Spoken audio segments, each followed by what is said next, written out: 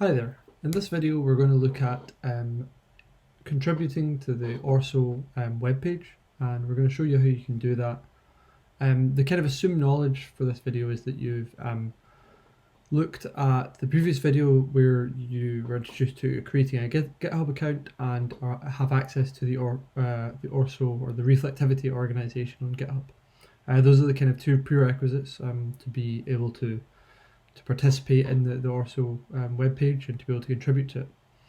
So this is the ORSO webpage, which is available currently at reflectometry.org, and there's lots of different information on it. There's links to the mailing list and information about the different working groups. For this example, we're going to look into the info, which is where people are most likely to contribute, and in particular we're going to look at the table of active reflectometers. So the table of active reflectometers is named to try and list all of the majorly reflectometer instruments around the world, and document them, both neutron reflectometer instrumentation and X-ray or synchrotron X-ray reflectometer instrumentation. So we're going to look at how we can go about editing this web page. So for that we'll need to go to the GitHub, and the link to the GitHub is actually at the top of the web page up here. So this opens us up in the GitHub. You can see I'm logged in as the ORSO user that was created in the previous session. And you can get access to the website repository here. So this is the reflectivity.github.io, which is this website. So this is the directory structure for the website. Now the first thing we need to do is we know that this is the page that we want to edit. So we need to find where that page is in the directory structure of the repository. So the first thing we want to do is we'll go back to the page we're wanting to edit, and we'll take a look at the information in the menu bar. So this particular page is at info/reflectometers. So if we look now on the reflectivity.github.io page, you can see there's a folder info, and there's a markdown file called reflectometers. And if we open this up, we can see that this is actually contains a lot of the information that's present on this page. Now the web page is built by writing files in a language called Markdown, and the Markdown is then converted into HTML that is rendered as the web page. So we're going to look now at how you can actually edit this. So say for example you wanted to add an additional neutron reflectometry instrument to this web page. So assuming you're signed in as your user, and your user has access to this repository by becoming a member of the GitHub organization, you should be able to click edit this file, which is the little pencil mark here. If we click this takes us into an editing mode. Now you can see that it's a bit more complex than the way it was rendered. This is the way that Markdown is written, and this is how a table is written.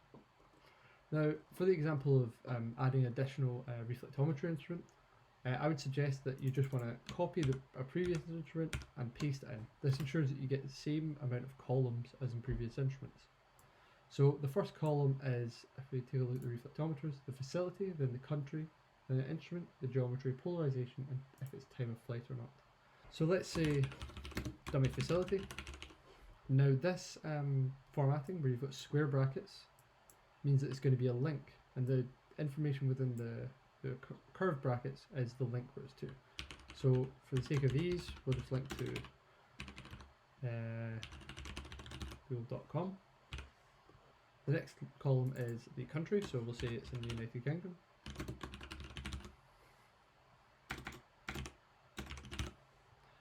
We'll call the reflectometer instrument REFL.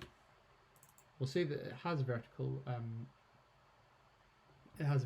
geometry, it's got polarization, and it runs via time of flight. So that's made a change to the table. We've added an additional row. Now we want to commit those changes.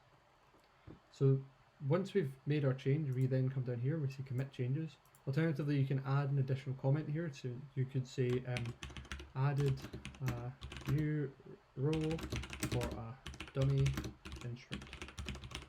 So you can make that whatever you want to be. We want to commit directly to this master branch. We click commit changes.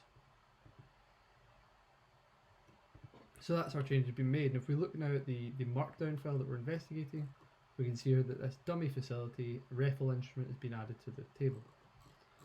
Now, if we go back to the website, we can reload it, and nothing's happened yet.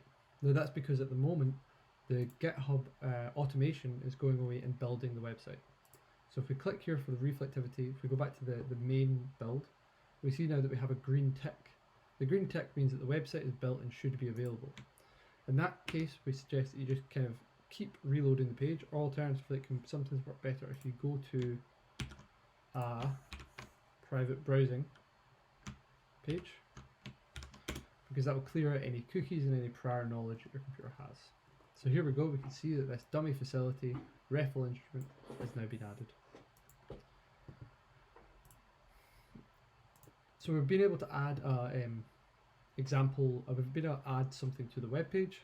Now let's look at how we mark our authorship. So we've made some change to this website, this web page.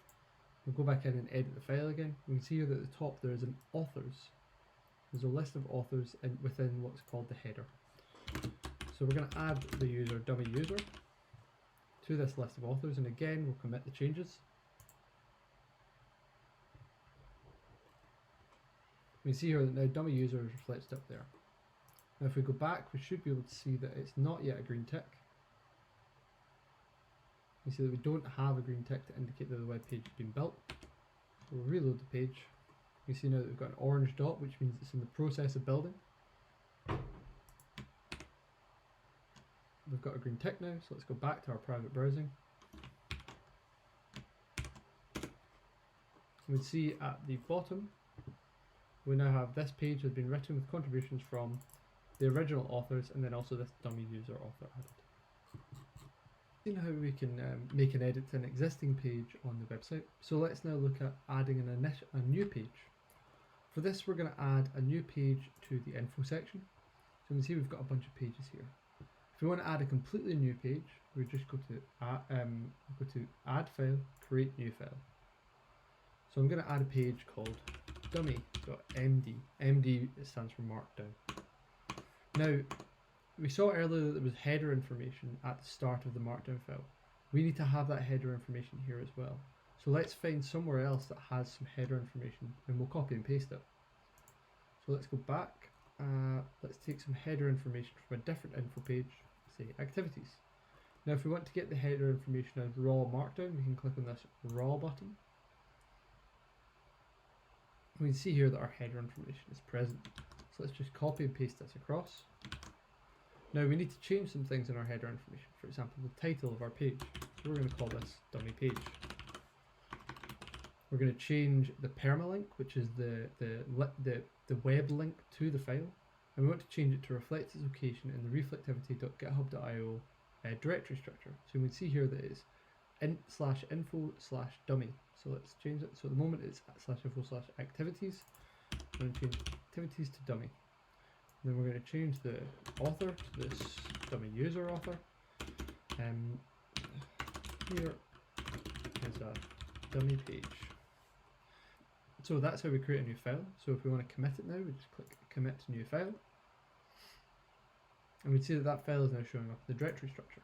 So in theory, it's just a matter of waiting until the web page is built.